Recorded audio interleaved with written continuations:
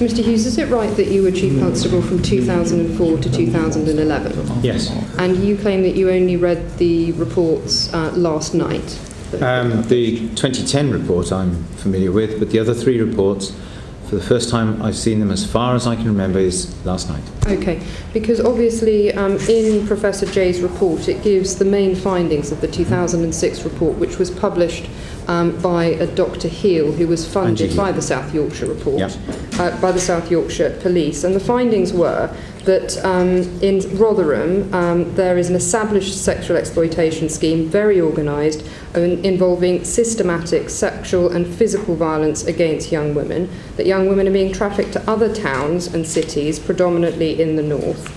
And it also includes the finding that there was a high-profile media campaign about trafficking from Eastern Europe. Yes. So are you telling me that you weren't aware of a high-profile No, media that's to do with the UK Human Trafficking Centre, which we established in South Yorkshire.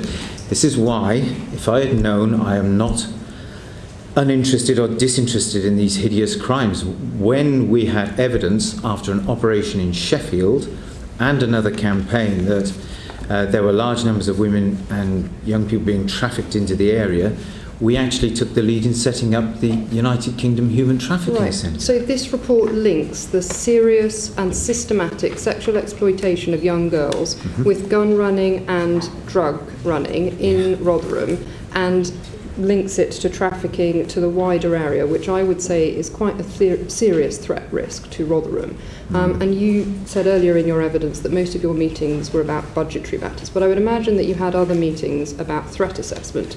Would this issue not have been raised in sort of risk assessment and threat assessment meetings? To the best of my memory, Rotherham's problems were about burglary and domestic crime, domestic violence, car crime, those issues. I would, I'm sure, have remembered if we had a serious problem brought to the fore on this regard.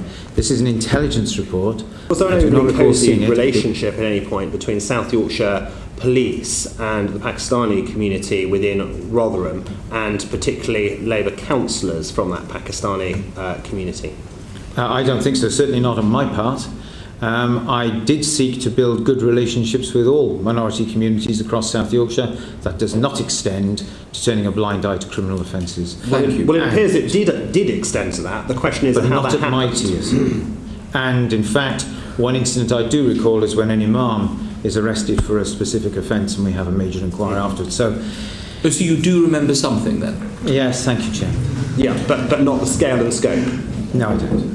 And you won't go beyond that and tell us what you actually do? I can't at this point. Thank you. I'm trying to be honest. So you don't remember anything, or you don't remember the scale and scope? I do not remember the scale and scope. I am well aware of child sexual abuse across the whole of the in South Yorkshire were you aware of a specific and particular problem in Rotherham, and particularly involving the Pakistani community in Rotherham? Was that something you were aware of at any time in your service as Deputy and then Chief Constable of South Yorkshire? You're on oath already, Mr. Hughes. There's no need I'm on oath. The report in 2010 is very clear about the scale and scope. Mr. Reckless is asking about you. Yes. He's not asking about the report. I knew from the report at that point. But you knew nothing except from reading that one report in 2010? That's the report I remember reading. Is that really a credible position, Mr. It's true, and I look forward to the inquiry. I hope for you it is. Yes, I understand. Mr. Hughes, you say you look forward to the inquiry. This is an inquiry. I look forward to it in that regard, sir. This is a parliamentary inquiry. There's no such inquiry, that you look forward to in the future, as if that you can put off all your answers for some time in the future. We are seeking facts from you. That's why we put you on oath, and we will be producing our own report. Indeed. And conducting our own inquiry. So when Mr. Reckless puts a point to you, it is to get an answer now, not sometime in the future. Chairman, I apologise. I'm not seeking to avoid answering your question. I'm seeking to be accurate. Question 3 times, so I don't know whether you would like a final opportunity to answer it, or whether we're not going to get anything further. Are we done? We don't remember anything. Is that your position? I don't recall the scale and scope of the problems in Rotherham at that time. I'm sorry. Thank you. Have you discussed that answer with professional advisors? No. To expression, we've had a dreadful report on the Metropolitan Police, Operation Tiberius. I don't know if you're familiar with it.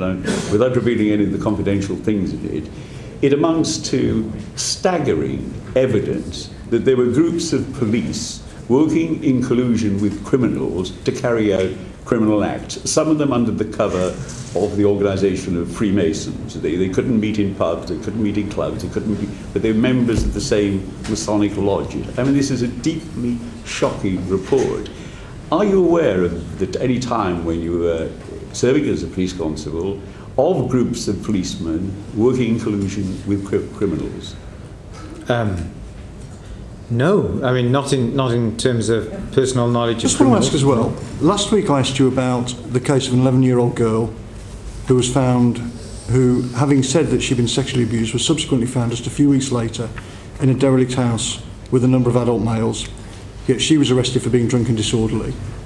I asked you about a 12-year-old girl who'd been having sex with up to 5 men, and the police officer said that apparently this had been 100% consensual in every incident. And asked you about 2 fathers who tried to rescue their daughters from being abused, and they were arrested themselves. Have you looked into any of this? Yes. Do you know who the police officers? The first case that you mentioned. Well, yeah, go on. The first case that you mentioned about the arrest for drunk and disorderly is a matter that we are now going to be referring to the IPCC. We do know who the officers were who were in the case, and certainly I think the main officer has retired in that case some years ago. The latter case, certainly of the fathers, I think one of them we struggled to find in our records, but certainly the second one I think we can find. For Mr. Hughes, you weren't successful in becoming Police and Crime Commissioner, we accept that. If you had been elected as Police and Crime Commissioner and then all of this came out and you had the track record of failing to deal with it, do you think you would then consider your position to be tenable? I'm well aware of the consequences of my answer. I would have resigned. Mr. Hughes, I'd just like to read something to you from the report. It is hard to describe the appalling nature of the abuse that child victims suffered. They were raped by multiple perpetrators, trafficked to other towns and cities in the north of England, abducted, beaten and intimidated. There were examples of children who had been doused in petrol and threatened to be set alight, threatened with guns, made to witness brutally violent rapes, threatened that they would be next if they told anyone. Girls as young as 11 were raped by a large number of male perpetrators. It was said in the report and from the evidence that we received in the private session this morning that it wasn't a case of that you didn't know, that you treated these victims, these many child victims, with total contempt, saying that it was a lifestyle choice for children as young as 11. What do you say to that? It's an appalling thing to say. It's a dereliction of duty. It's wrong. So do you admit that your behaviour in not knowing has been a dereliction of duty? I don't think I was derelict in my duty, but I certainly have questions to ask myself. But you were the person responsible at the time, therefore you are accountable. I am, and I'm here, and I will be accountable to other inquiries, and it is not something I can look on with anything other than a sense of horror. But if I had been aware of them, I would have dealt with them, because they are criminal acts. Thank you. You say in your statement to the press that I accept that my leadership should receive scrutiny. This is part of that scrutiny. Yes. You've accepted that your level of competence and indeed the level of scrutiny you gave to the job was not up to standard. Is that right? Is that what you said to Lorraine Forbes? I have certainly accepted that I wish I had done more. So if you were found to have failed to act properly, what is the sanction against you, Mr. Hughes? I have no idea. Well, that's why. What's the point of saying that my leadership needs to be scrutinised if there is no sanction? And that's a matter for others. I mean, but what do you think it should be, since you are in this reflective mood and you say that you should ask yourself questions about what you were doing? What is the sanction when you were found to have acted not according to the standards that you think you should have been up to? I'll leave that to others to decide. Sir. So you're quite happy for any sanction if your police pension perhaps is subject to these matters are subject. These matters are subject to regulation. No, I'm asking you. And law. You're quite happy if that would happen. I am happy that I am dealt with in accordance with the law of the land. Now, I think we find on this committee your evidence totally unconvincing. We think that there are still serious questions to be asked of the way in which you conducted yourself. Your contrition today, I think, is welcome, but I think that it needs to go much further.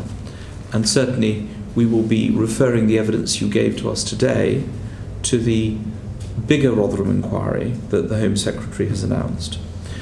Mr. Crompton, as far as your evidence is concerned, can you just clarify, is it correct that one of your officers has now been charged with a child sex offence involving a young girl of 15? Yes, that was reported in the media about 10 days or 2 weeks ago. And how did this come about? I mean, was there a long investigation into this? Why does this come into the public domain now? We investigated our own officer, we prosecuted our own officer, and quite rightly so. And in respect of the IPCC, we've seen a letter from Anne Owers. I don't know whether you've seen the letter that she sent me. I will send you a copy. It's still this committee's belief that the investigation into South Yorkshire should not be conducted by another police force, but instead by an independent body like the IPCC or Her Majesty's Inspectorate. We believe that is the best way, given the history of the way in which South Yorkshire has dealt with this matter. And we look forward to being kept informed of your personal commitment to looking at these cases.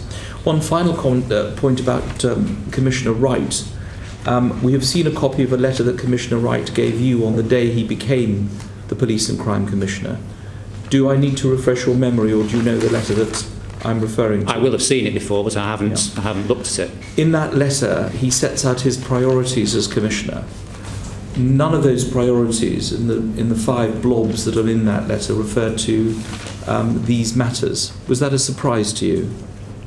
That was his entirely in his domain.